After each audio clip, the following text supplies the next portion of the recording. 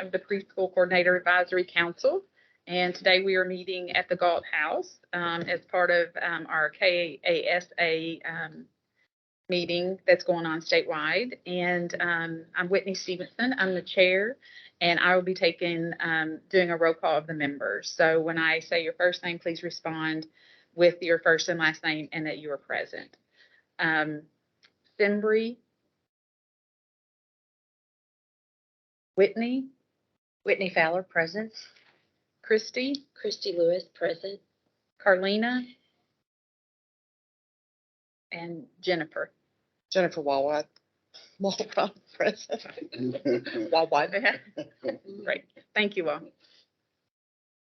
All right. So thank you all for coming today. I know that many of you were already here for the KASA conference, which looks like it's going very well. The room there is packed. Looks like you guys are having a good conference there. I appreciate you taking some time out to come and talk with us. School's coming, right? Things are rolling up. So definitely appreciate your time to sit down and talk a little bit about preschool. I want to introduce some of the members from the department that are here today. Brittany Sams, who is a consultant in our preschool unit. Dr. Thomas Williams, who is our esteemed leader these days. And of course, Joe McCowan's with us. And of course, Greta and Stephanie are online. And Becca. So we're all happy to be here today. One thing that we wanted to talk about, I think we maybe touched on it at the last meeting, but I'm not sure, is the elevation of the preschool unit from the school readiness branch, from a part of the Division of Implementation or IDA implementation in preschool to our own unit situation. Which is exciting. Which is very exciting. Very exciting. They moved us up kind of to the office level, which is very exciting for myself, who's been there for a long time. And I feel this is an extremely great move to highlight early childhood in Kentucky. Dr. Williams or Greta, if you want to speak to that for just a moment, that would be fine. Sure, I can jump in. Thanks, Andrea. And thanks to everybody. So what we did, back in 2018, I'll back all the way up. Back in 2018, the agency went through a major reorganization. And at that time, the Office of Special Education and Early Learning was born. And we pulled in preschool into the work, and preschool was in the division of IDEA implementation and preschool. But we know that not all of our students in preschool are students with an IEP. Some of them do have IEPs and some of them don't. But we also know that, as we continue to grow and as we looked at the effects of the pandemic and we saw, huge decreases in preschool enrollment, and we know that is the critical area that we need to be focused on if we want to impact change for the future.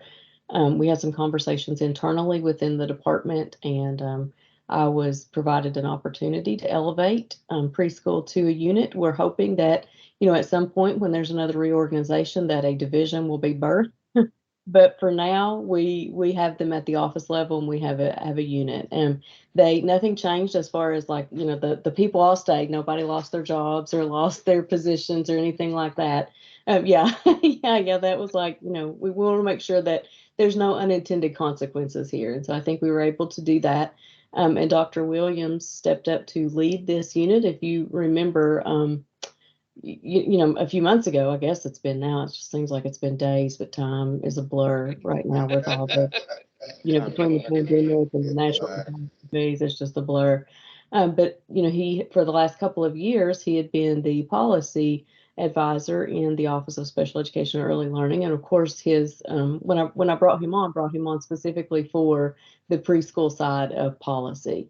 And so it was an easy transition to have him step up and lead this unit since he was already there. And, all of the people that you're used to working with are still there, still doing the same thing. We're just trying to demonstrate that the significance that we believe preschool has actually does have that level of significance at the department. And so that's what we did. And I hope that it's working out. It seems like that, of course, this group's great. You guys know that they'll gel with anybody, anywhere. So that's what we did. And I will, if you have any questions for me, I'm happy to answer those. Otherwise, I'll turn it back over to Andrea or Dr. Williams. All right. So thank you, Greta and Andrea. So I'm very elated to be here with you this morning. Very excited about the elevation as Greta and Andrea has spoken of earlier.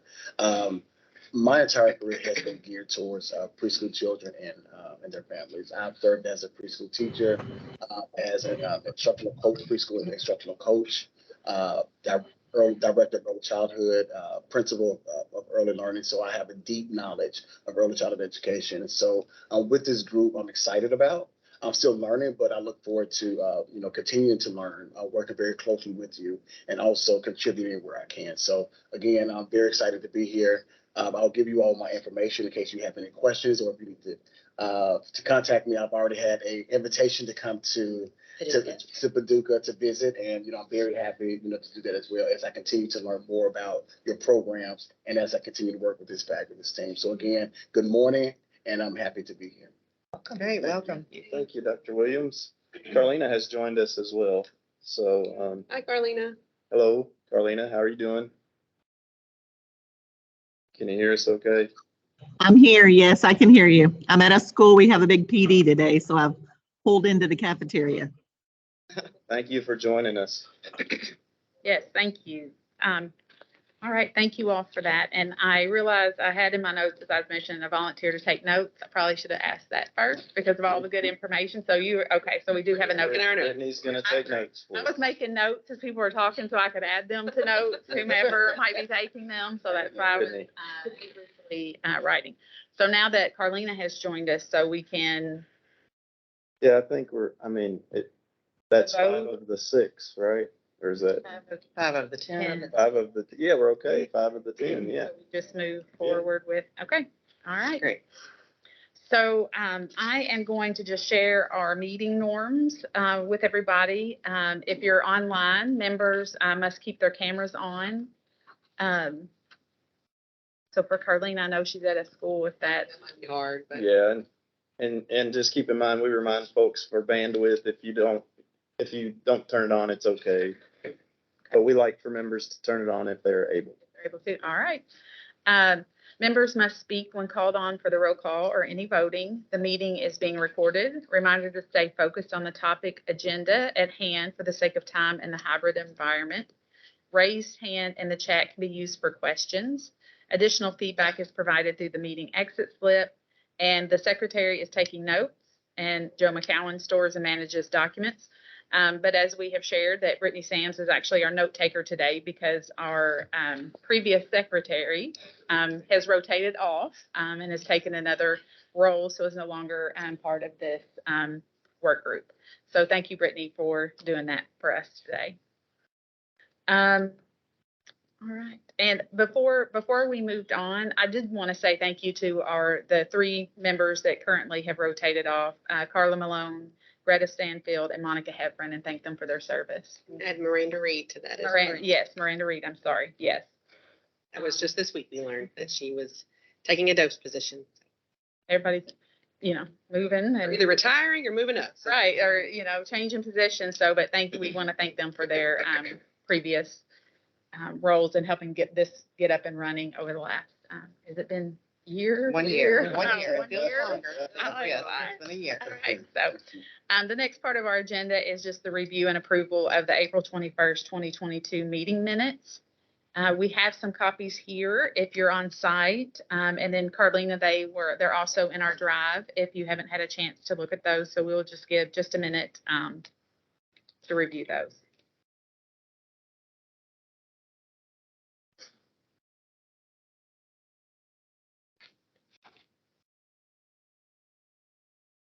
Right, and so do you have a motion to approve the meeting minutes from our April 21st, 2022? All right, I motion to accept them. Right, do you have a second? Whitney Fowler, I'll make a motion to accept. Right, is there any discussion? All right, now we as members have to vote on this motion. So I will say your first name and then you can respond with your first and last name and yay or nay. So for Simbry's not here. Whitney, I was going to say your last name because I'm Whitney too, but I was just going to say, so Whitney. Whitney Fowler, yes. Christy, Christy Lewis, yes. Carlina, Carlina Sharon, yes. Jennifer. Jennifer Walrod, yes. All right, so that motion passes 5-0.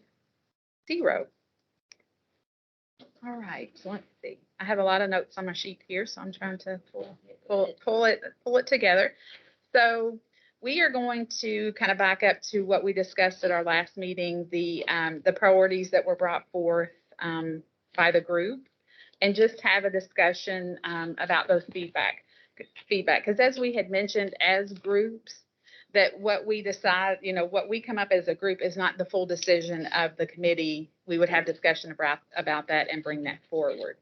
So, Carlina, I believe that you are currently the only one here that was on the priority setting meeting or group last time. Maybe so. I was, Yes. okay, sure, all that with us. I'm just joking. I won't put that on you. I had the priorities pulled up, and then my computer has shut down a little bit, or have to restart. So one of those priorities I know was looking at a variety of assessments, or a longer list of assessments for districts to choose from and the curriculum. And so, Carlina, do you have, or do you remember any of the discussion from your group, like specifics about that?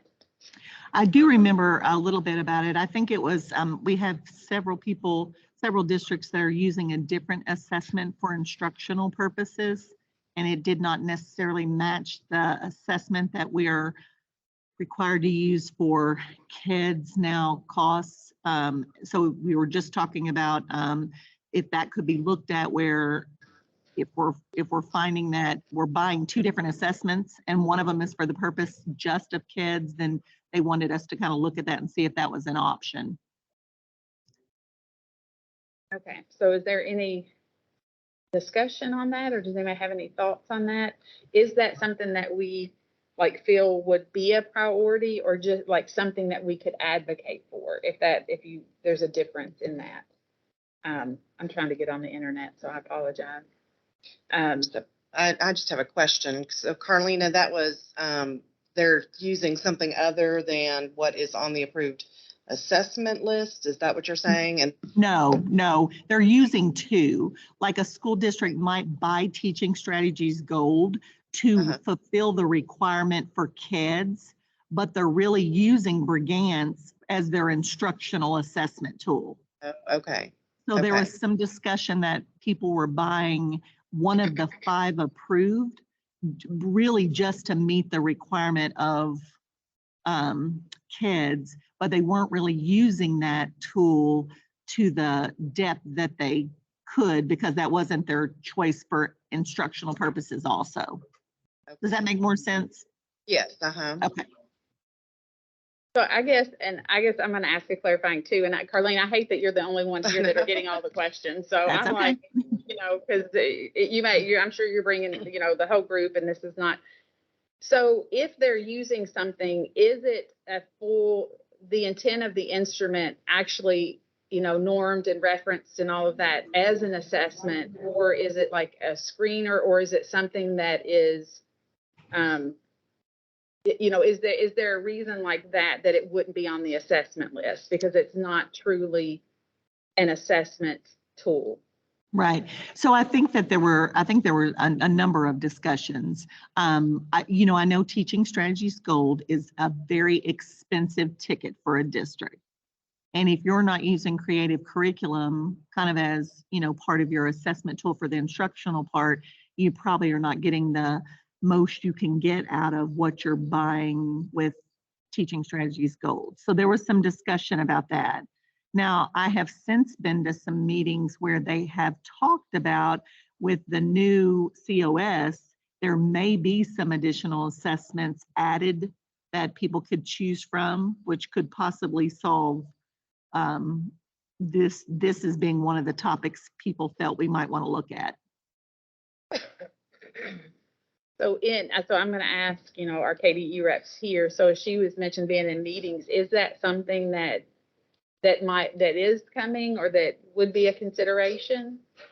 So with the COS system, it is not tied to a specific assessment as KEDS was. KEDS had that specific assessment because they drew only from that data. And you couldn't have 15 different types of things. Their algorithm wouldn't work. So that's why they pared it down to 5. As we move forward with COS, I think that's something that we can take back as a recommendation, as a thought to really discuss at the department to see, as we move forward with this process, what works best for school districts. Because Carlina's exactly right. Paying for 2 different things, it kind of defeats the whole purpose of what we want to do with COS. We want to take it and streamline it and make sure all your data is getting gathered into that COS process. And if you're having to buy and use, that just adds more stressors onto teachers and coordinators. So that's definitely something that we can take back. I also think that until COS is really implemented and we know exactly how that's going to flow in each of our schools and our districts, I feel like that's something we may want to wait on and really kind of see, because I know in my own district right now, I'm questioning, do I pay for the online version? Right now, we use AEPS, and so I'm thinking AEPS has got a new version, so we've also got to think about moving to that. But not using the online system, if it's not necessary, would save us a lot of money. Sure. So I'm not sure where I'm at in that situation, and I know I'd want to talk to other districts that are, once we get into the COS system, just kind of see how that's going to play out. And I think we need to give ourselves time to get our feet under us. Yeah. Make any big changes. But as we move forward, this group will be Right. vital for those discussions, bringing comments and suggestions back from the field for sure. Right. I agree. I think, this discussion, I think kind of sums that up, especially moving to a new system and, kind of waiting on it that would be something. And so for me, when I think this is a great discussion, and these are things as a group that we could definitely, bring up and talk about. I don't know, as far as one of our, top 2 or 3 priorities, like, I think it's helpful, like us having a conversation to differentiate if there's an advocacy piece, or like as one united voice, and then what is it as priority settings that we would be that voice, but then, also move some things forward. I don't know how to differentiate those, but. And I agree on that. And correct me if I'm wrong, Andrea, because part of that also would go to the guidance document that gives us those approved. And that comes out of governor's office, correct? Initially, that came up from the governor's And office. so, I think that would be where we would advocate for 2 voices, but I think we need to get a solid foundation That guidance document really needs to be updated anyway. And I mean, it 12, I think, Yeah. maybe. and The when last we update. had our training in here, they said that that's the next The piece. next level. Yeah, because I know even just with the assessments that we use to qualify students, that there's a lot out now that we really need to have on that list that hasn't been updated in years. So, And I think that, that also goes to help and support our blended partners to be strong partnerships, because I know sometimes we do have different assessments, and Right. that might kind of help level that playing field a little.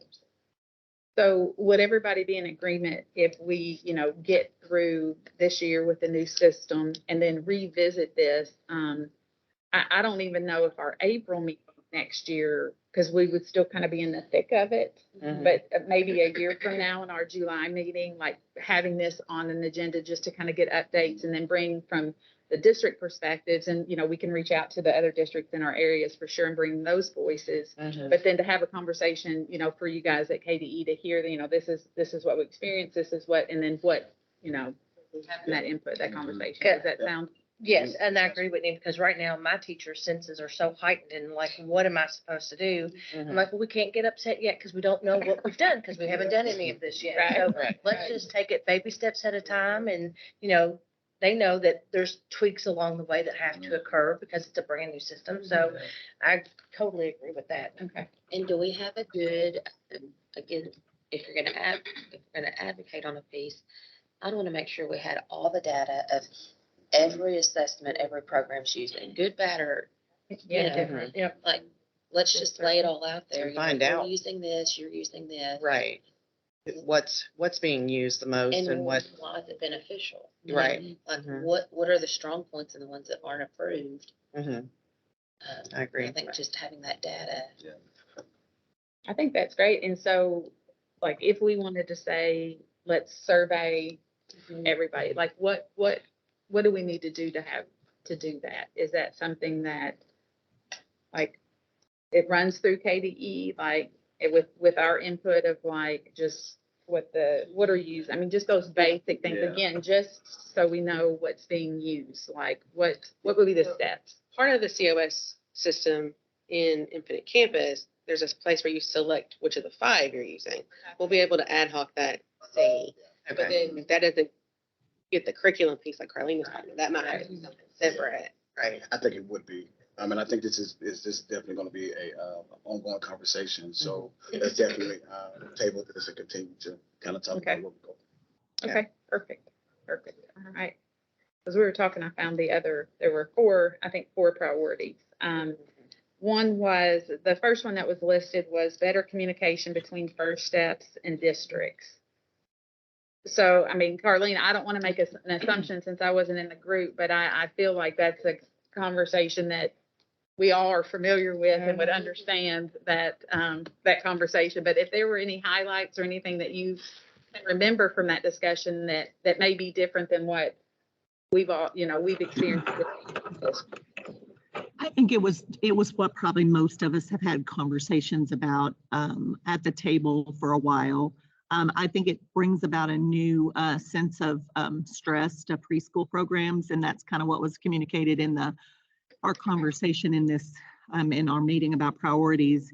Because we now, if you do not meet that, getting those children in by their 3rd birthday, no matter what the circumstances are, you're going to end up with some type of corrective action plan. And I do think KDE has tried to be very calm our fears as we calm our teachers' fears, that it's not a corrective action plan in the worst sense of the matter, but it still was definitely something that was causing people some concern, because there's so many things we don't control on our end.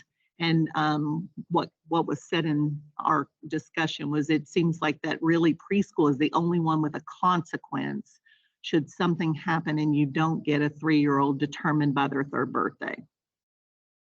So it was that was probably more of a just talking about stressors, but it was something that we looked at as a priority, just to continue the communication between First Steps and preschool, that we are giving ample time and that we do understand each other's regulations and what the consequences are for not meeting those.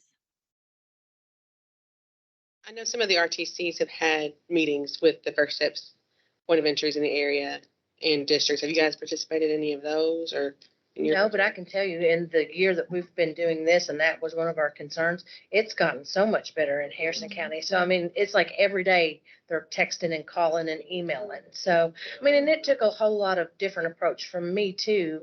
How can I better organize myself to go on and get this done? So, I mean, it's like, as soon as they're contacted and we have that first meeting, we've already set up all 3 of the other meetings. So there's not a chance for anybody to miss it. So, and they're on the calendar and I send them out Google. So, I mean, it's not just, there was a lot of frustration on my part, because I'm like, I didn't even know that this child existed, but it has gotten better in my So if you district. don't mind me asking, so how did it get better? How did the communication? I don't know if they had a change. Well, part of it was we're coming out of COVID, so. Yeah. It was I think bad during COVID. because I was one of those, oh my gosh, I'm going to have a corrective action plan. But it was when we were switching from the way it was reported at one time to the next year was a different way it was reported.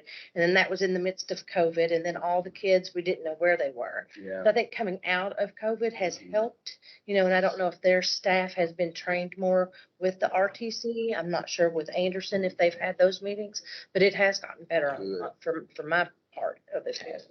I know my special ed team leader that handles all the First Steps transitions, she has, she actually talked with, I guess the director or whoever over First Steps, and asked if she could create like an Excel sheet or a Google Doc where they could go in and just put in the information, or that she would just have access it, and that coordinator would just have access to it. And that has been helpful to be able to track like when we're getting that information. And I think making them see what information we need, because one of our struggles has been, in order to put them in, enter them into Infinite Campus, you've got to have their race, their ethnicity, their gender, their date of birth. And we don't always get, you get date of birth and a name and a parent's name. We don't always get all the information we need. And at times we've been up against this, well, we're not allowed to give that to you. If you have consent to refer them to us, then you should have consent to give us all that information. So I feel like, I personally feel like it's still a priority, because even though it may be getting better in some counties, is it getting better in all counties? And is there a way for, us to come together with First Steps and kind of make some hard and fast rules about, if you're getting a kid right before their third birthday, instead of putting them through the First Steps process, why not? I mean, can we just not say that at a certain time frame, you just go ahead and refer them to preschool? Because they're not going to get services from First Steps anyways.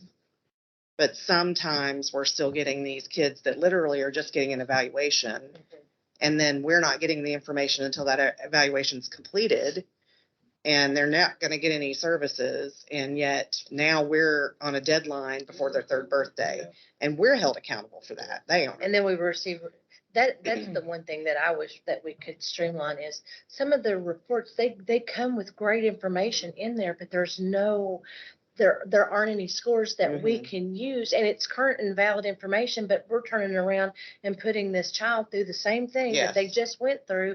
Whereas if we had that evaluation that could be current for a year, that had standard scores on there, or percentile ranks instead of just negative 2.30, and on some kids, we've just said, we're not doing this. We're going to use that. Our school psychologist, can justify that for me, but the information needs to be a little bit more juicier so that we don't have to repeat what First Steps reinvent the wheel. Right. Yeah. So I know for our county, it's still a priority just to make sure. And we are working hard to try to make the communication better. But, there's a system that I don't think First Steps understands that has to happen in each district. It has to be entered into Infinite Campus. We can't have ARC meetings until that's happened. You have to have certain kind of information. It's not something we can just turn around in 2 days. And I think that's a lot of what came up in the discussion. Sometimes it's those unique situations, not necessarily what we're doing day to day. Like one example was the family had said that they were interested in safe funded preschool, and they lived in one county, but were moving to the county next door, and did not want the county they were currently living in to do anything for them. So the timeline just kept going and going and going. And, somebody was going to end up not meeting that requirement. So it was either going to be the county that was getting them that maybe they moved 2 days before because they wouldn't let the county they were living in do anything. But I think what the committee was feeling, or what the group was feeling, is that that's still, even there's no out in that situation. Like the county that the family is clearly saying, I'm not letting you do anything with my child. There's no way to let them document that so that county doesn't end up, being the one that ends up on a corrective action plan because they didn't meet the need of the child, and the child didn't move until a day after the birthday. So it was those unique situations. So hearing that discussion, and I think as this group, that it goes to, it's getting, like you said, it's getting better in yours. It's still a priority. I mean, I feel like, you know, in Fayette County, we've, over the years worked out some kinks and are in a good place. I mean, there's always improvement on our end and, you know, with our first steps and having that communication. But it really is, like thinking as a group, what could we do to put in place that ensures either, you know, districts are, you know, able to build a relationship with First Steps or maintain it? Because honestly, if, you know, some of the people that we work in First Steps, if they left and new people came in, are there the structures written there that show this is what we do? Or is it because we've established those relationships and it's all like, Right. not necessarily it's written somewhere, it's just this mutual, like, we know, we have meetings and we know. So, Yeah, I do think that's a part of it, that the turnover happens and then there's not a I mean, there were system some years in I didn't even place. know who the First Steps people were, Yeah. but they've been rather consistent here lately. Mhm. So do you all have meetings just around the process? With the first step, right? Just the process of it? Is it anything written around the process and how that goes? Just wondering. Or are there different processes? That's a good question. Or are there different processes with each? There's IDEA regulation that speaks to the transition process. But as far as individual processes, that would be, so there's several points of entry for First Steps throughout the state, and that's where these providers come from. They're independent contractors, so that can be a little tough, like you said, to track. Yeah. Right. You have some that are super invested, others that are there for a month and they bounce. Mhm. So it's really difficult to get everyone to talk about the processes. I know the RTCs have been having those meetings with the point of entry folks and with providers if they can get them there. But it's hit or miss, really. And then you have places in Far East and Far West that have 0 providers. And they're running on fumes out there. But the bluegrass area seems more saturated with providers. Yeah, so I mean, I definitely think this is a priority across the Yeah. state. I mean, it impacts every county and, I It guess. impacts our kids, right? Like, we got to get those kids in. They've been identified. They need, to be continued with. I think, we had mentioned, I think in our last meeting, possibly having some work time outside of these groups and our committees. And, I think that this topic would definitely be something, you know, to keep on and to have that discussion. I don't know, kind of going back to the first thing that we talked about, like a survey, like how you gather, right, on what's happening. But is it needed if it said, these are our structures in place, and then the support comes in when a district calls and says, hey, I'm having a hard time getting a meeting or putting this, or First Steps reaches out and says, hey, I'm having a hard time, you know, with this account. Like, the structure is there, you know, and so I don't know, because I do think it's hit or miss in each county, and I do think with change of staff in the school district or at First Steps is an ebb and flow that could impact any district at any time. Right. Yeah. Okay. And while it seems districts are on the hook for these things, that's part of the IDA regulation. Right. The district is Yes. responsible at the end of the day. And I think that's the part, as the preschool director, not the special ed director. I miss that coming to my inbox where I'm responsible for the end of the year reporting of that numbers, you know, because sometimes it's hard to get with those people. Absolutely. You know, and if they're not actively involved in that process, you know, thank goodness he's just right next door. And I'm like, let me get my binder, you know, and I run over there and like, put these numbers in, you know, but I like to, that, you know, to me, that's my part of the responsibility. Yes, And I like that it too. Me I like too. it coming to me. That was a big change. That was a big change for sure. And that's Just what I gotta think. trust that they're gonna do it. Right, because the accountability at the end of the year is Is on on us. us, So there yeah. is an impact, you know, definitely, because it takes both the school system and First Steps, but at the end of the year, that on us. it is. I kept saying, when you get to that question, you call me. You get to that question. It's good that you have the relationship Yes. where you can. Where you can Absolutely. All right, thank you. That was some great discussion. One of the suggested priorities was seeking more ways with the council, how the council can help relieve the workload of preschool teachers. So So again, I look at this too, is this a priority or is it more of the advocacy piece of like best practices or things that we can do? And I think just having that discussion, with everybody, because we all know, and I mean, I just, had a conversation with somebody a few weeks ago from a different county and they were like, oh, we have preschool in our building and I can't believe how much those teachers have to do and all of that stuff. And I was like, I know, like to the choir, as she was going on and on and on and on about that. And I'm like, I know. And I think some of that, I mean, for us in Fayette County, we have some resources that other counties may not have. And so that can look different about how that relief can happen. But I was going to ask Carlina if she, remembered any specific details of that conversation or maybe what stood out the most to help, relieve that workload.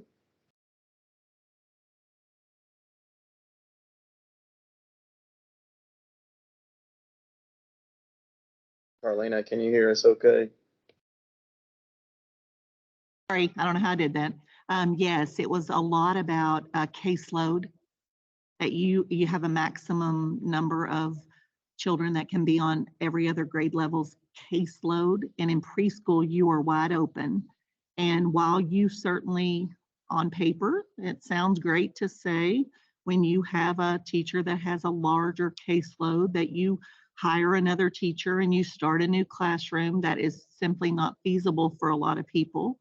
And you don't really control the caseload. We certainly recruit like crazy for income, but there are lots of discussion about just, it was very difficult to find those families that qualify by income. And there are lots of families that qualify, with an IEP, and that caseload just gets larger and larger. So it stemmed from that. And then I don't know if, I can't remember if home visits was a different priority, or if that, because this also stemmed into home visits and just the other things that preschool has to do that is different than any other grade level.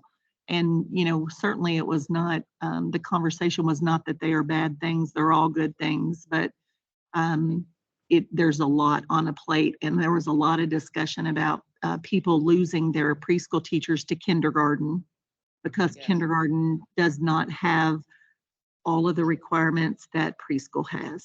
So some people were saying they have a very difficult time just holding on to their preschool people. Thank you. And it is a fourth priority was creative ways to involve parents, allowing flexibility with home visits and ways we can meet the needs of families. So, I mean, from what you've shared, it sounds like that it is workload, including that, but specifically the caseload Yes. of teachers with students with disabilities. And again, I think that is impacts every district. Mhm. And one thing I will say about home visits that did come out, and I will say I feel this way also, I worry about our teachers in the political climate that we are in, being required to go into homes, and there being very little other options. We've always been very much we are going into homes. I mean, if you felt unsafe, then we made an arrangement. But this is a different unsafe. This is a parent asking you a question about, something that is very in the forefront of the political climate right now, and you having no control over the decision at all. You're simply answering for what is going on in your community and what your school district has, what they're following, and then someone is very irate. So I think that a lot of that conversation, and I think that the pandemic really brought that to the forefront. Carlina, I think one of the things you said on that is, as directors, it's our job to help keep our staff safe. And I think it shows that compassion on our side to our staff when we say your safety is the number one priority. So yes, we have to do a home visit, and it says, in our regulation, but at that home visit, if the safe place is McDonald's, we're gonna be safe at McDonald's. Yeah. Right. And I'm gonna do it in a public forum. I've also made sure that for some of our families that we know have, a stronger voice sometimes, we'll do that home visit on site, and then we'll transition to the home at some point. But Carlina, I think you're key on that. We have to keep, the safety of our employees. If they don't see that number one, just like we have to ensure the safety of our students, meeting that Maslow's safe and shelter and food, we've got to take care of our staff to keep them. So I 100% agree. And I feel like we've adjusted where that location is. I think what was coming to this conversation is, I don't know that it's ever been easy, but it seems like it's been easier in the past to identify those families you knew you needed to have it somewhere else. yes, ma'am. Now it's not as easy to identify who is really angry over a certain situation that's going on in their community regarding health, especially. Yeah. And it's a high stress time, we're Yes. in a Mhm. pandemic we've never been in before, Right. it's everybody is feeling a level of stress, and, as things ebb and flow, that kind of comes and goes, but it is definitely a different time altogether. And when you were speaking, Carlene, and what Christy was saying, so it goes to me, it's, the purpose of the home visit. Again, we know, and I've been in those situations going on home visits and just laying my eyes on the environment. I've been able to provide support. Mhm. But really, at the end of the day, it's about the relationship with the parent Right. and the safety of staff. And if you can go to McDonald's, and have that conversation, and maybe then, like you said, it leads to the second one in the home, and those kinds of things, I think is important, absolutely. But I do think it's what is the Yeah. what is the reason for that home visit, and having the word home visit, it lends itself to being in the home, but really it's about building that relationship Mhm. with the family, and you can do that safely in a park You can, or McDonald's. Yeah. But again, not saying that if you get the opportunity, and that, and, we all know that there are families that are so excited to have the families come and, Oh, yeah. making Show their cookies and whatever, rooms, yeah. showing their rooms and all of that stuff. But again, that's also that they build a relationship in the family. There's a trusting piece with that. And so it may look a little bit different to build that trust with a few families. And it may just, start out being at McDonald's or, And the park.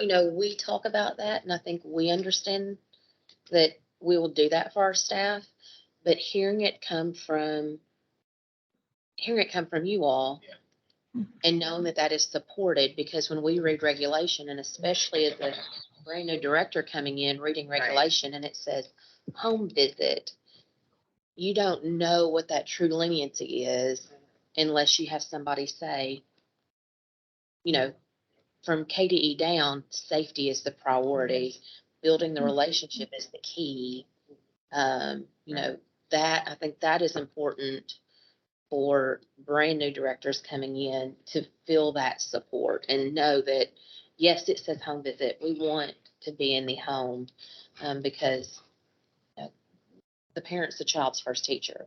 Right. But, and so sometimes I think that advocate or guide, what does that definition look like? And knowing that, And I'm kind of just smiling under my mask here, thinking about, I don't know, 10 years ago, if you've been here 8 years ago in the program, there was a time when we were told it's in there. it's in the, It was very clear that you were out of compliance if it wasn't. And to be honest, like we, teachers went and did the home, but there were teachers that came to me during that time and were like, I don't feel safe. And then I was like, between you and me, go to the park.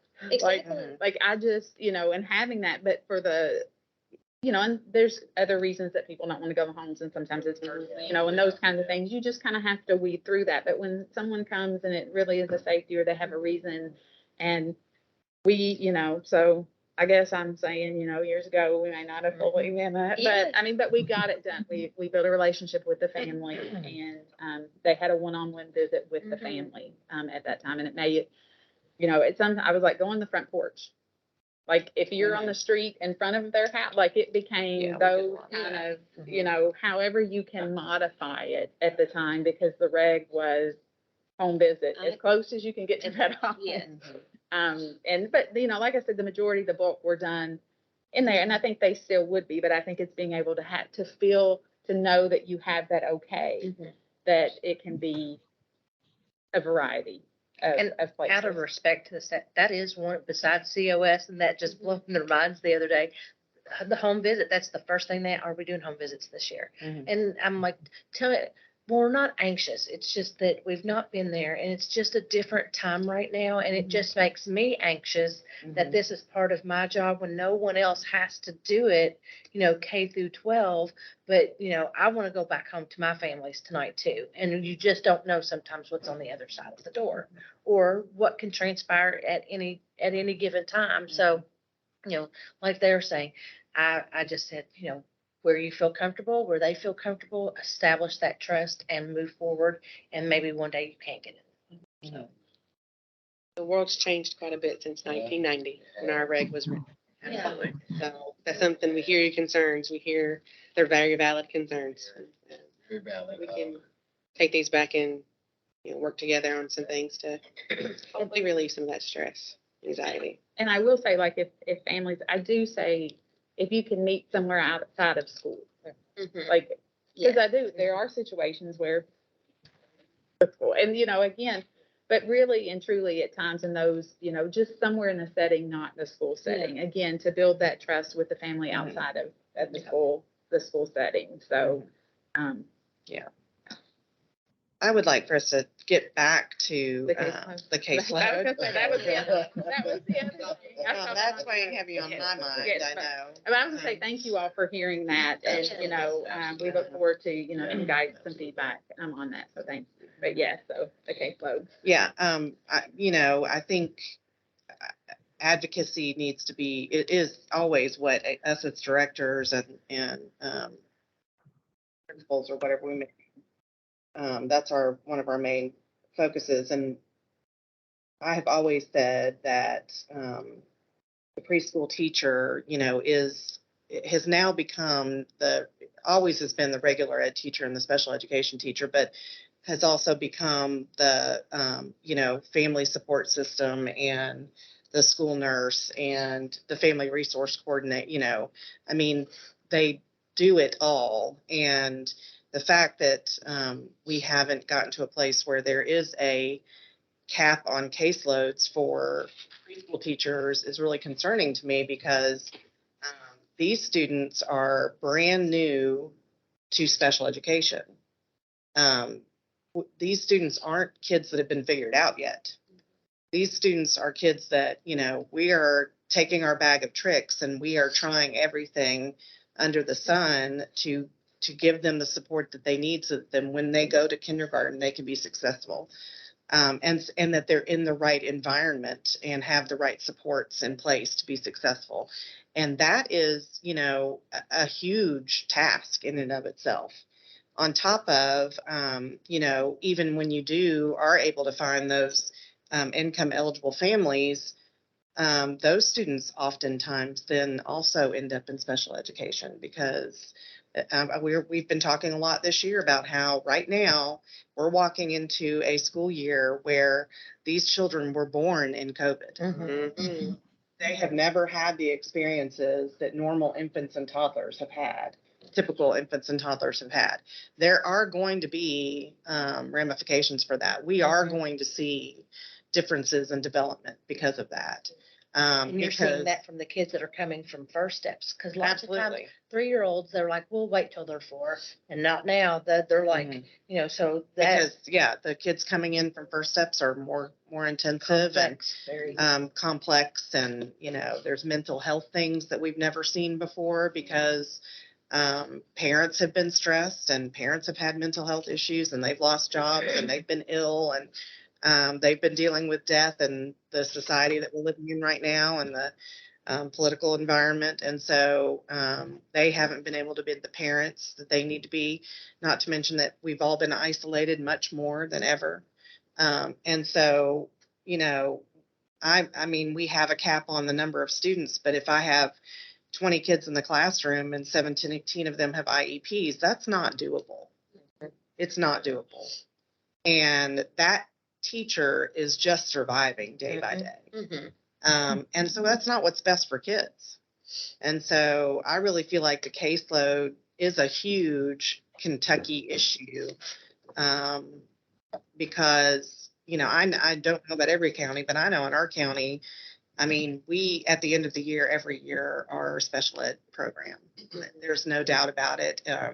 We meet that probably at December 1, and we're just past it. And so I've been working really hard to cap my classrooms at 17. And luckily I've had the support from the district to be able to do that in the last few years, because we do have 2 sessions, and because teachers are caseload managers, and because they have the home visits and all the other things that they have to do, parent activities. But even then, in 17 kids, I mean, sometimes they only have 1 or 2 that are typically developing. And so I really think that that's a huge, to me, that's a huge priority, needs to be. When we had our consolidated monitoring visit, I shared with Andrea that in the spring, I was able to do a 5-year plan presentation with our board. And in it, because of COVID and coming out of that, we had looked at a 15 cap. And so that was in my recommendation. And that's what we're sticking to, is 15 children in each section.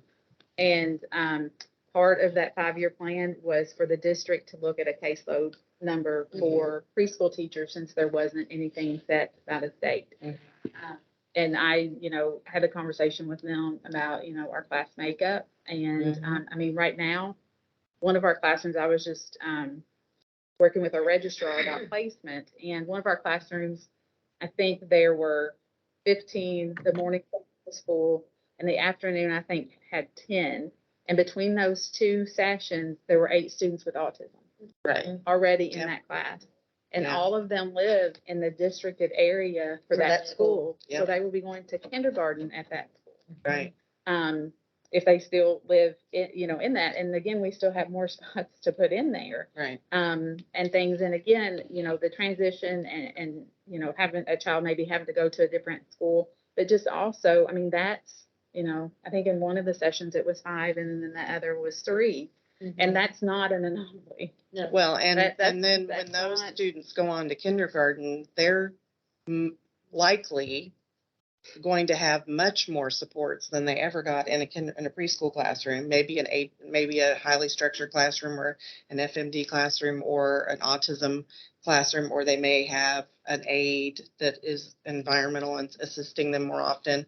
I mean, oftentimes our teachers will say, I have a classroom with 17 kids. I have 3 with autism and 1 with Down syndrome, and, you know, 1 more severe needs. And 5 of those kids are going to go into a classroom with 10 kids and 3 or 4 adults. You know, and that just doesn't make sense, really. And just to be able to implement the IEP, like in that classroom that had 5 students with autism, there may be 5 of those students with developmental delay. So that teacher has 10 students that she has the case man, like that she case manages and has to provide services for. And you know, it, you know, and teachers share this, and you know, I'm excited now to tell them that that was part of our 5-year plan. And you know, that has been a conversation that I've had with board, that I've had with district administration, that, you know, it's a lot, and that's not an expectation of any other teacher K through 5 or K through 12. And so, you know, and also in preschool, not only do they have the children who are already identified, but in that 10 that are already identified, you may have 5 that are going through RTI. So then that, by the end of, you know, by December 1, they could, I mean, it could be the entire classroom. They're coming to us because we are an intervention. We are the intervention to, you know, to help them get the services and supports that they need prior to kindergarten. I mean, that's essentially what the law was written for. And I truly believe we are the best at that. Yeah. Mhm. I would just, I just wish there was a way that we could either say, hey, we're gonna make sure that there's always 3 to 4 people in the classroom. We're gonna, Mhm. instead of having a 1 to 10, we're gonna have a 1 to 7 or 8 ratio. Mhm. Because it's hard to find that extra, so if you've got 20 to 2, and then you've got 3 kids that are just struggling, it's hard to find somebody. Yeah. You know, because the amount of applications you have, there's not enough people that would want to come to preschool, you know, or are disciplined enough in working with kids with, with disabilities that are going to be able to, survive in that classroom. And so, you struggle up without the year and we're trying to find you somebody, we're trying to find you somebody. And it just makes it frustrating for everyone. When you get one child in there that's a mental health or behavior issue and they're clearing the classroom every 5 seconds. Yep. I mean, Well, you know, and that's what, when this one came up and I was talking about the different resources for each district. And this Yeah. was, the Fayette County Board in the spring voted, this has never happened to support preschool in a way that's just never been done. And That's one of wonderful. those initiatives is, as well, is we're adding a third person into every Mhm. classroom. And because what happened, for us in Fayette County, we would add a third person. We had a rubric, and when the needs of the classroom became, met the rubric, and we had support, because sometimes the support would be go in and not observe, and maybe the length of the circle time, they don't need to do circle time with this group of Right, students. sure, And just managing the Right. schedule and things helped eliminate, some of the concerns. And then other times it said they definitely need support. Mhm. And so our special education department would be the one to provide the additional support, the third person. Mhm. But what you were saying, so finding people when the need arises, because when the need arises, we needed somebody 2 days ago, right. and it's 2 months, and we have that. So part of the support of this is if we get that third person in place, Ahead of time. it's always there, because we know the makeup of our classes. We know historically what they look like. And again, and I say that about the resources piece. It was just, the board that we have now, and this was a priority of our superintendent. And it was the first time that I had ever been able to do that, to Mhm. present that, or had the opportunity to do that, which was very exciting. So, That's wonderful. I'm going to use that. And that might be something great to share with more preschool coordinators, Mhm. to have the opportunity, our superintendent, in particular, I do get to address the board. They know our 5-year goal, but it's because I'm a blended program with Head Start. Mhm. So we have 5-year goals that I have to address. But that is a perfect way to highlight what's going great in our program. It's got strengths, weaknesses, opportunities, and threats. yeah. If everybody had the time, because we have to do a needs assessment, so if Right. everybody had that time to address their full boards in a Mhm. positive manner, Correct. to share strengths, I mean, that's a great way we can advocate Yeah. as a absolutely. collective whole for the state, because their knowledge is now their power to do something. Right, with right. it. And the support, I mean, it just it's been phenomenal that we've had. And the piece of that too, leading up to that presentation, is I put together it was about a 10-minute audio with a PowerPoint, and I talked through it. And that went to our board prior to that. And then they could ask questions about that before the meeting, and then I was addressed, and then I did a presentation. But I had several board members say, I had no idea that Yeah. that was that involved, because I went through just, went into the weeds in some things, but it helps to understand the decisions.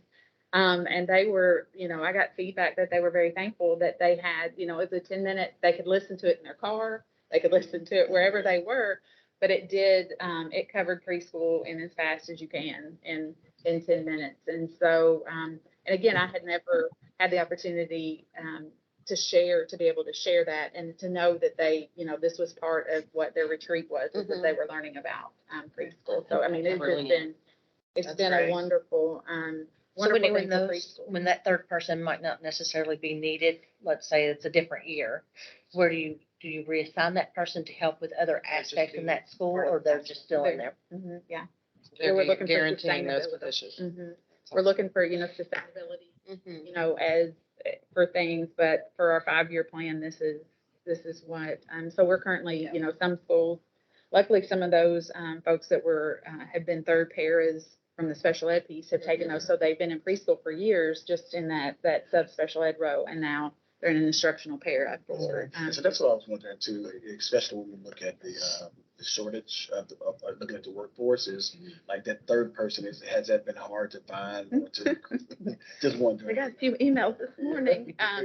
So in some, it has, and what we did, so for us in Fayette County, our preschool para, we require that they have a minimum of a CDA, that credential. So our paras have to have a minimum of a credential in the classrooms. So there are preschool para job description. Those are our lead teacher and our preschool para. So for this job description, we went with an instructional para, so they don't have to have that early childhood background. So that opens the pool up to a lot more folks. But I mean, we're getting there. I would say right now, I probably have 75% of those filled at the schools. And so the principals actually interview and hire them so they know if they're a fit for their program.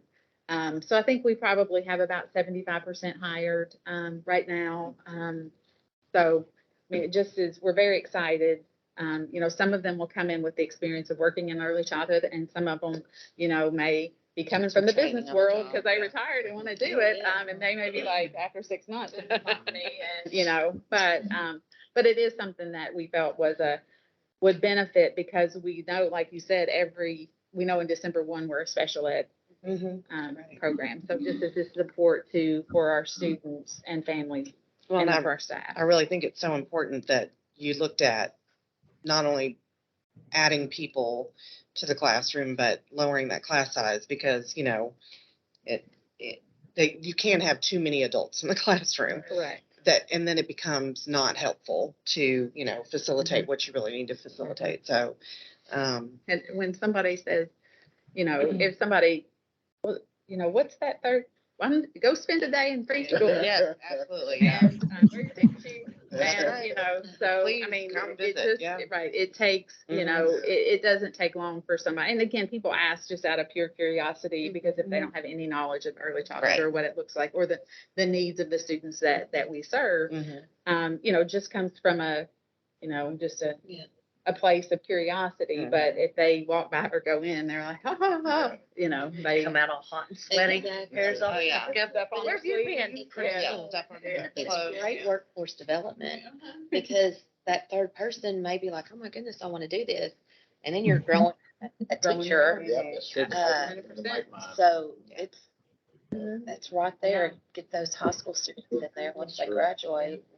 We have an initiative going on with Yeah, that. But that's my. so we are trying to grow our own. But Yeah, I mean, that's what we're doing. that's definitely, and so I just wanted just to share that there, I mean, Yeah, thank you for that. and again, it's the right time and what's going on in Fayette County to make those moves. And I know it's not the same across districts but I mean, we're doing all three. I would never have thought in a million years that they were able to do, look at cap size and, add in another person and all of that in one go around in the support. So I think y'all should highlight that. right. Yeah. I feel like the caseload issues have been coming like in a slow little wave, and then COVID just said tidal wave and tsunami. The kids, like you were saying, coming in now are not the same kids from 4 or 5 years ago. So I think it's a very timely conversation to have about special ed, for sure. One thing I will add that our group talked about is hoping that the only solution to that is not just putting a caseload on preschool, because you also have to look at the funding that we get, and if there's and the fact that every child who qualifies is guaranteed a place. So there was a fear in the group that, yes, we want to make sure that people realize that that's definitely a priority we have, but just saying in black and white, this is going to be the caseload, can also cause other big issues to happen in districts. And for us, that's going to be a huge transportation piece, because, and I know in special ed, like if MSD classroom reaches a level that children are transported to the next available. And, with preschool, that's gonna, Right. transportation costs, absolutely. And there will be, those things to consider as well. Right. Great. Well, that was, good discussion. I feel like as a priority that caseload is something that as a collective group that we would consider potentially to be a priority to help move that. Because we know that's not going back, but like the number of students, like we're not going to trend with a less number of students, that with needs and coming to us and students with IEPs, that's only. Well, as a state, we're around 53, 54% special ed anyway, right now. So that number is creeping every year. Yeah. That impacts us all. That impacts us all. So, well, that has been a great discussion. And I know the other piece or the next thing on our agenda was committee breakout rooms, but because we had such a small group and Carlina was here sharing, as I looked at the agenda, I was just kind of meshing those. Yeah, absolutely. And using that time. I do want to say, I just feel the need that I need to mention this to this group, as I've heard this in several, and I heard it when universal preschool was being discussed both at the federal and state level, is mixed delivery model. I think, and I'm not saying it should be a priority, but I think it's something that we need to consider, because I think as state funded, if we don't begin to have that conversation and ask to be around the table or give input, the decision is going to be made and we're going to be told this is what is happening. Yeah. And I think, again, is potential to move towards universal preschool. For us in Fayette County, I did the numbers when I was doing that board presentation. I mean, we would need, 80, 85 IECE teachers. Well, there's not that many enrolled in college classes, probably or I know in You're not Kentucky gonna and probably find in the 85, surrounding states. So, because I think at one point, in one of the federal or state, they were looking at it being like state funded being the person. And I know that caused a lot of, just with childcare and with private childcare programs and things. And, for people to know that state funded, that was conversations happening at levels that we weren't privy to, but that was a discussion happening as people looking at how best to do that. And as you look at the numbers, I do think that, just in my opinion, what I've researched, that there would be some kind of mixed delivery model. And I just think if we don't, as a group of state funded coordinators, as a state funded, program, that we may not have much, just input, just to say this is what we do, because I think there's people as they talk and about mixed delivery models and different programs that they don't necessarily know what we do. And, the conversation we just had of what it looks like in the children that we serve and the capacity that we have, what that looks like. Right. If it's half day, full day, if it's mandated, what all of that looks like. And I just think we need to keep that on our plates and kind of keep that, and maybe have discussion, as that comes up, because I have heard that in various meetings that I've been in, about that. And it seems representatives from other types of care, but just not state funded, but it's being talked about. So I don't know. I just wanted to mention that, because I think that's not going, that universal, pre-K and all of that conversation, will continue. And I think just having a plan and, having some input is something to consider as a group. Absolutely. Yeah. So, does anybody else have any, anything that they like, an advocacy or potential priority to consider?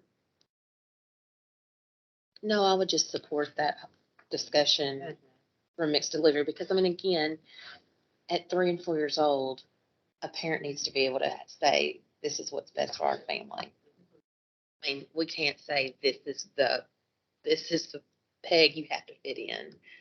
We have to work together as an early care community to do what's best for all of our families, because across the board, the family's the first teacher. We're here to work with them. Right. But I do think we need to have that seat, so we're not on the table. Right. Yeah, absolutely. Yeah. And just the other thing is, I was reviewing the notes and just kind of processing through our last year. I know we started out talking about like a quality check. Mhm. And I think that, that might be something for us to consider as a priority is, as state funded, where are we moving to if the Eckers isn't being used? What Right. can we, what is going to be a consistent quality check that we use? And I think, coming off COVID, the school year and all of that, I mean, but I do think that has to be a consideration as we move I agree forward. with that. That we've got to find an instrument. We've got to do some research. I've at times when it pops into my head, at night, I'm like, oh, what's that? And then, it just kind of goes.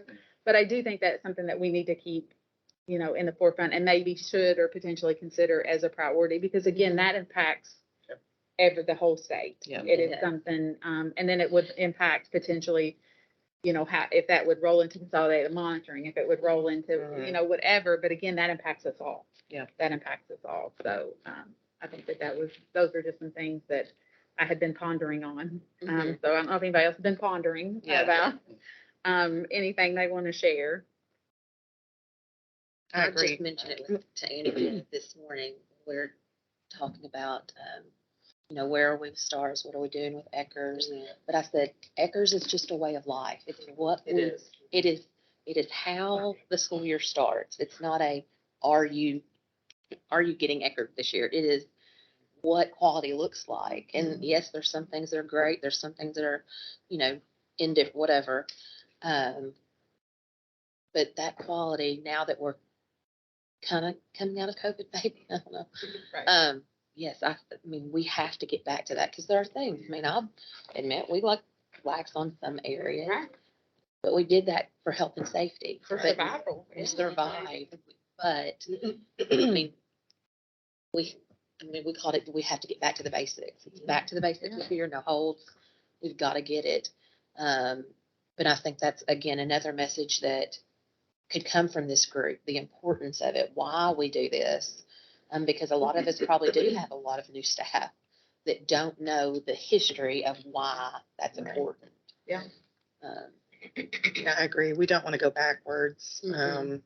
Eckers put a lot of great things into place and ensured that there were high quality environments that Yes. children are being taught in.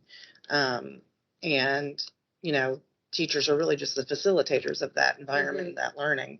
And so I think there are some things that have to ease up because of the environment that we're in right now with COVID. But I definitely don't want to see us just say, oh, Eckers is gone, because then you will have some programs that will be like, woo. Right. Woohoo, we're done. And so I think that's always needs to be a priority too, just that we're making sure that the quality is important across the board. I think that's something that Kentucky is proud of, that we have Absolutely. such a strong early childhood state pre-K program, because it's the quality that got us there. I mean, we have high standards, Right, but there has to come a time where it's now.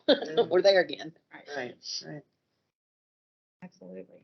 But I don't know what that looks like, just Moving sharing forward. out and Yeah. encouraging other directors, hey, we have to be back in the game. I mean, Yeah, I agree. because it's not something you can just kind of slide back into. It's all or nothing. Right. Yeah, and I think that surviving kind of left the gray area in some minds, because now we gotta get back to it. You gotta, yeah. So I do have I guess a technical question first. So as an executive committee, we were gonna do a breakout, and what we were gonna talk about is how to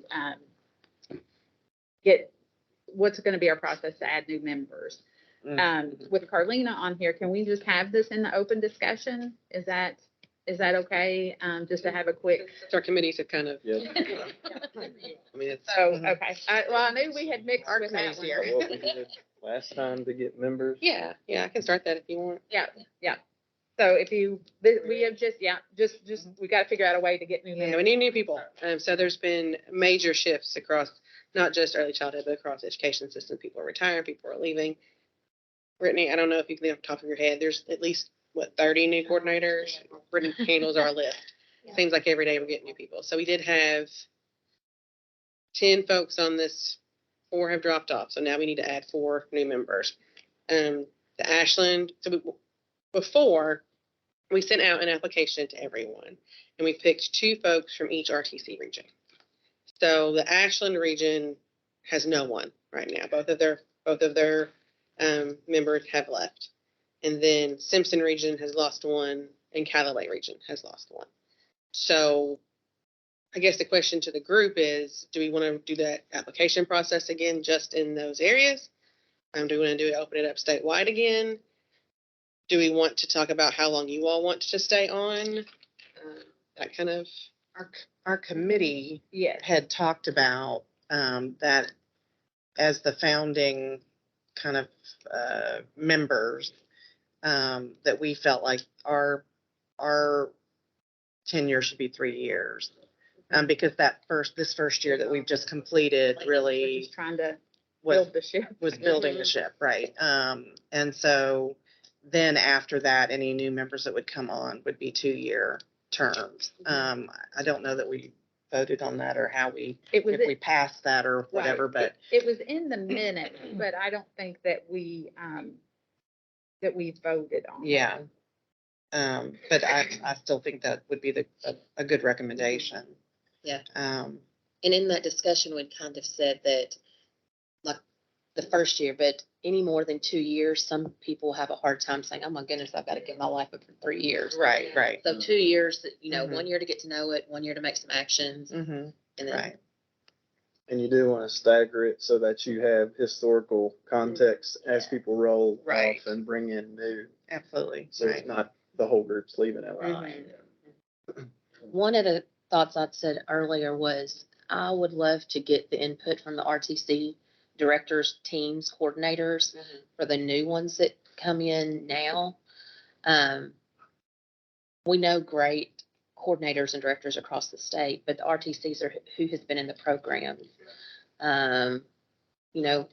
In Western Kentucky, I'm in Paducah, we're the furthest west, but we still need some people who are not as far west maybe as I am, so that we can have both perspectives of the Callaway area. But I think Nancy and Chuck and Brittany in our RTC would be the go-to to say, who do you want to recommend? And then, either y'all can just reach out to those top people and say, are any of you interested? And then you just choose off that. I think we probably have people apply, but I could also see then you're going to have to sit and read all. But I think going to the RTC coordinators because they know the quality. Did you have a lot apply the first time? Yeah, we had a fair amount. Yeah. We had a fair amount, more so from Anderson, Berea region. Yeah. Not so much Right, the other regions. Golden Triangle. Yeah. Well, The that's, goal is to identify the 4 new members prior to the next meeting in October. So And so that would be really quick. I mean, I think. I don't think you the RTC people recommendations would from the know? RTC would be, I'm happy with that. yeah, I mean, they know the coordinators really well. Special education co-ops, just identified. They've had a discussion with their members, of course, but then they just come to a consensus or agreement to say, yeah, this would be the great person, and then the director. Yeah, we did that when we had somebody or a couple, when Anna Shepherd and Barry Lee left. We just went to the RTCs and were like, hey, give us some names. And they did. So we can replicate that process. And then one other thing we were thinking of, we didn't know if you wanted to move in the direction of creating some formal bylaws. Well, we had that. And so that kind of is In our what you next step. started. Yep. But we talked with our policy, and because we're not a governor appointed group, we don't have to have them. But if that's something that you want to create to deal with membership, to deal with, And it doesn't have to be fully in depth. Mhm. not as structured as SAPEC or anything like that. But So would it be something, if we didn't do bylaws, would it be something like an agreement? Could it be, because I think too, you do need some type You gotta of. write it down somewhere. Write it, yeah, some type of, Yeah. because if not, Right, right? Yeah. And I think that formalizes, chairperson, It does. co-chair, Mhm. Yeah, just it does. what are they Well, gonna it do? really helps the next group that comes along because they want to know what you all did. And so it just helps keep it consistent. Yeah. I would think that would be It'd important. be very helpful if you could establish something like guidelines. Keeps them up further. And also what you said about not all of us rolling off at the same time. Yeah. So that might be that the chairperson has to stay a little extra. Because right now, if we roll 4 new people on and we have 2 years left. They'll have to, everyone, Everybody's everybody's out. gonna go. Yeah, that's true. And it works out really well if you can stagger the chair and a co-chair, because then that co-chair, most oftentimes when the chair rolls off, the co-chair rolls in as the chair, and you just kind of keep it. It doesn't always happen like that, but there's a person who at least kind of knows what was going on. Right. Okay. Sounds like we have some homework to do on all of that. That's the interesting part when you have like an inaugural, Yeah. you know, because you have everyone starting at the same time. Yeah. You know, versus something that's already been established. where Right. everyone kind of rotate in and out. We're probably all in about the same area of time of when retirement is, And yeah. you know, Better not leave me all alone. not. That's what it's like. I'm telling you, Carlina too. So Andrea, we can work on that Yeah. in prep for the next meeting. And would that also include like what we had talked about before, like the terms? Would that come back to the next meeting or would that be something that we would? Something that, yeah, we need to talk Let's about, talk to, talk about it. Get some let's feedback. talk with policy more about it and then we can possibly bring it back. Do we need to vote on how we're going to elect or bring on new members? Yeah, Like that was gonna be my make a other question. motion I think we to have call the do that today. RTCs? Yeah. Yeah, I was right now. Are we gonna reach out to get new members before October then? Yes. And do all of this before October? I mean, Yeah. Mhm. Yeah, I think that if we vote on it now, then that means that between now and then, that we can Have- secure members for the next meeting. Perfect. which means y'all will just tell us who's gonna show up, correct? I mean, that's how Right. I'm assuming. Yeah, right, yeah. Carlina, does that make sense? I wanna make sure she's hearing all that. Yes, it does. I can hear you. Okay. All right, so then I would make a motion for the RTCs to identify members for the PCAG committee moving forward. So, I'll do I, second that motion, Jennifer Walrod. all right. Anybody, Discussion. any discussion? So that passes 5-0. So then the next step would be, now that that has been approved, that KDE would reach out to these and then identify or let us know who will be joining us for the next meeting. Mhm. Does that work? All right, Okay. perfect. Perfect. All right. So I think the next thing on our agenda is Andrea is just going to share some beginning of the year information. So when Whitney and I met, Brittany, Christy was unable to meet us, so she was at the beach, met to discuss the meeting. They wanted me just to give a few highlights of things that are coming, so you can take those back to your RTC meetings and share out, just to make sure the communication between this group and the state is opened that way. So just a few reminders for beginning of the year.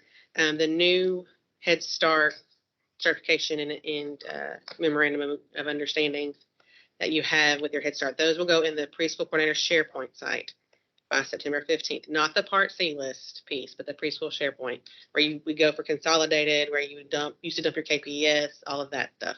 If you have members of your RTC groups, you know, for your monthly meetings, and you say that and they say, I don't have access, have them contact me.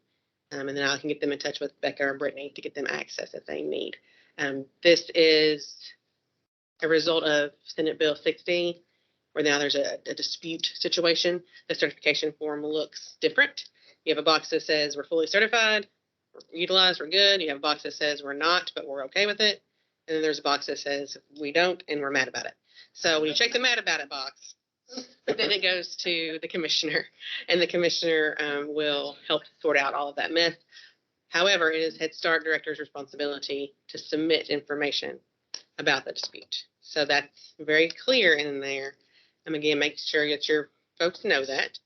The memorandum of understanding, the local agreement has not changed. Of course, that is editable. You put what you want to partner with your Head Start people in that form, making sure that you all are agreeing about services, transportation, anything that they're going to provide.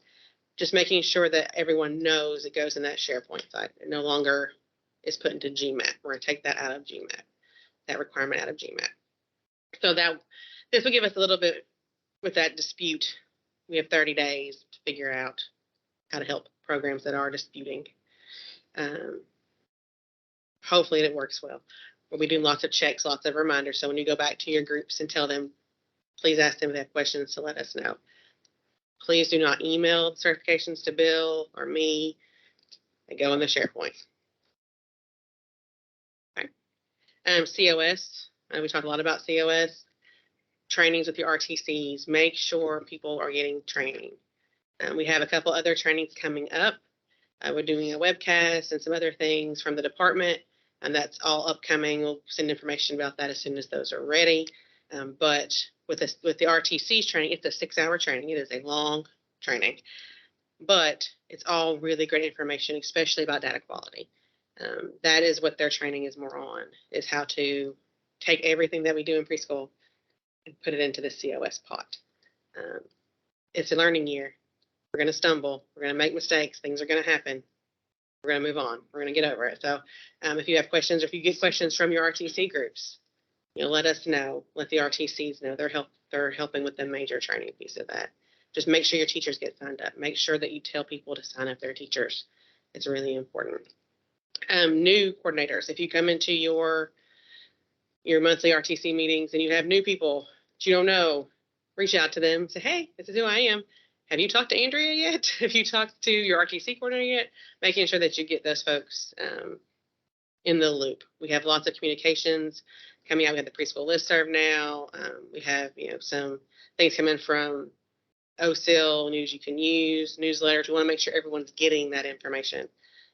If you're not on list, then you can't get them. So we need to make sure that everyone gets on that. Brittany is doing most of our master listing. She's phenomenal at that. I am not. So if they email me, I'm going to email them to her. I don't organize well. She does.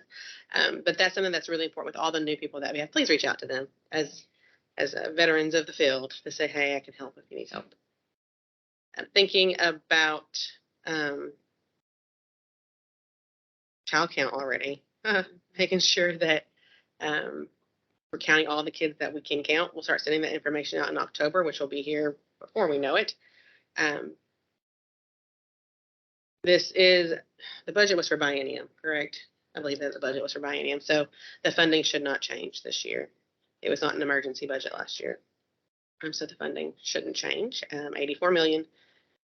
Keeping that in mind when you're enrolling those kiddos.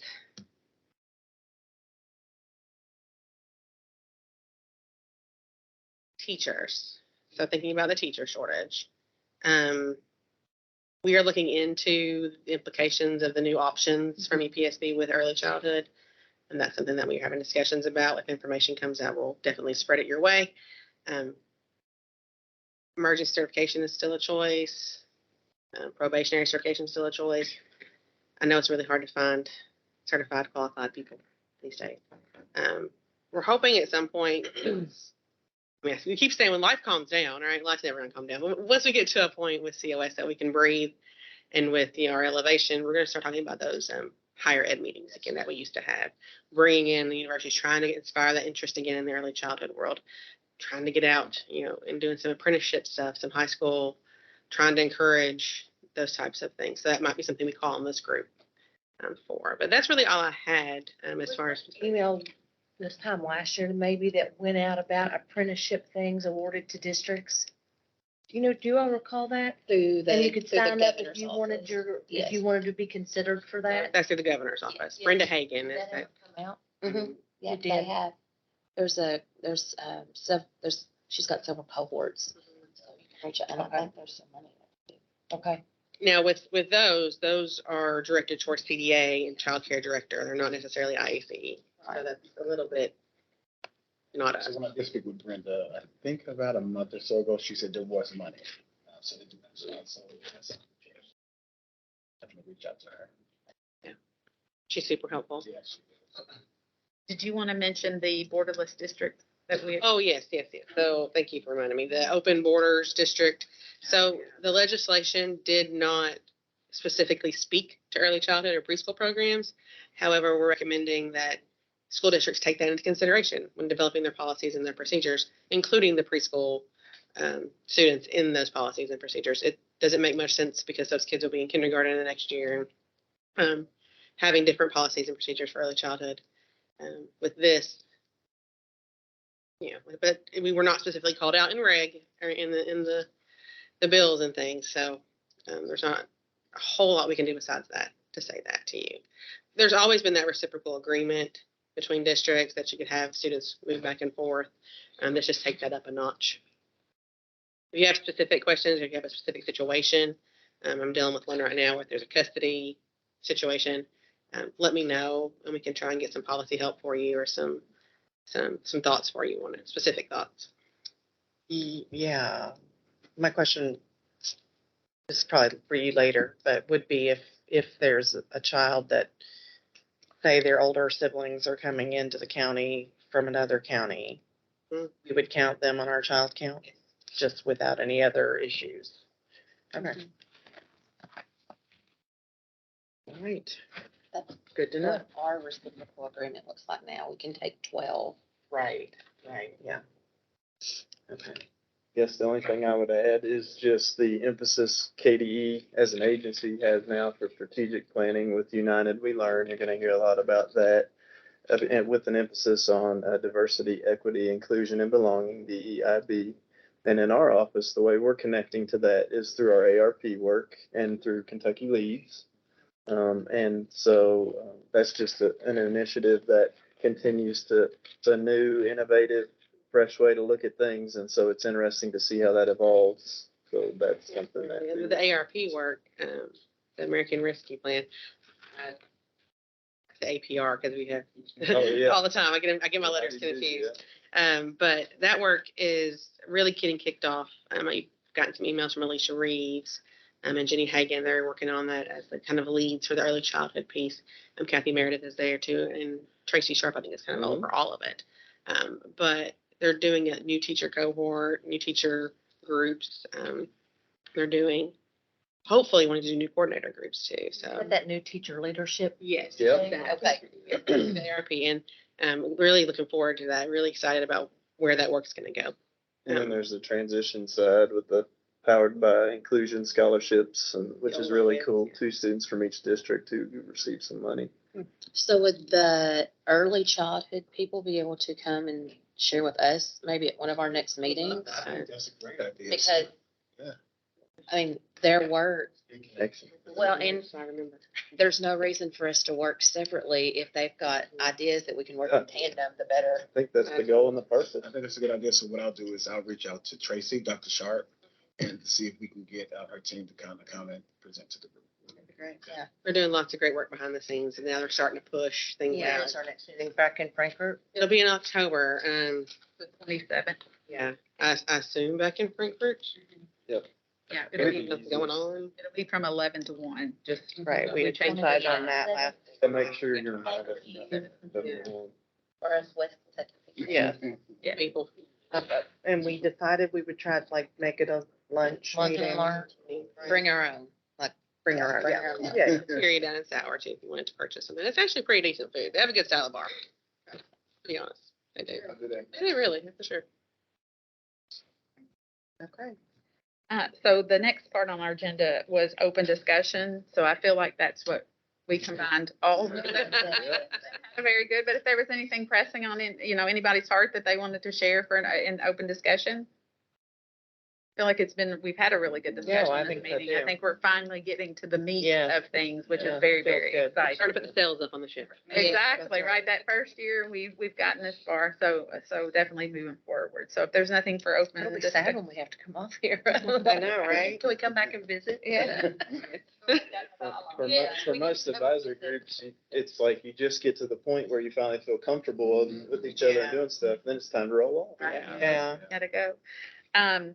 So for closing remarks, Andrew, I don't know if you have anything. Thank you all for coming, and Carlina, thank you for joining online. Yes, yes. Yeah, just, thank you all. I've been in this position for what, Andrew, maybe a month now? It's been more than a month.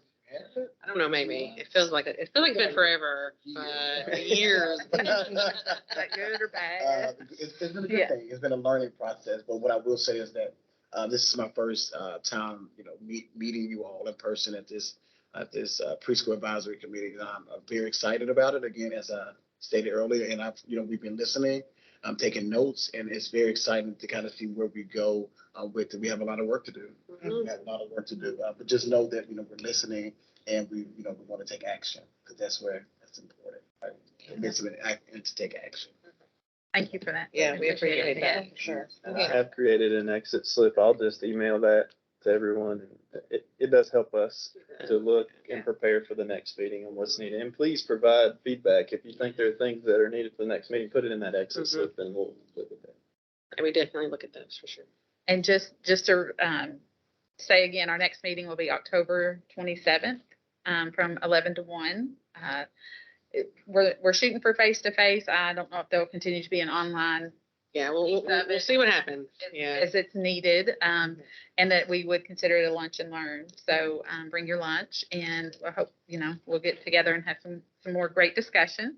Dr. Steve, question. So the ARP team, are we wanting them to come for the October meeting or a little later? Yeah. I think October would be great. Just to kind of hear. Yeah. Okay. And, just whoever's available, I mean, I know that they've got busy schedules Yeah. too. I don't want to take away, even if you just said it was Dr. Sharp. Okay. Yeah. But They'd be excited to do that. Yeah, I think so, Alicia, and they would be. So yeah, I'll go ahead and have conversation, see if we can get someone to come and present. Right. When you said Dr. Stevenson and the door opened, I thought, oh my gosh, somebody's walking up. Like, I was like, who is it? It's so no, it's the commissioner. That's why I was like, but no, we appreciate your comments about the support for this group and Andrea and James, just everybody that's always been involved and that's supporting us this year as we make our way through. So with that, thank you all. And if you're here for KASA, I hope that, you can have a great rest of the day. And so I will ask for a motion to, I was like, what was that? We're adjourning. A motion to adjourn our meeting for today for July 28th. I'll make a motion to adjourn our meeting today. All right, is there a second? All right, is there any discussion? All right, passes 5-0, and have a great day. Thanks.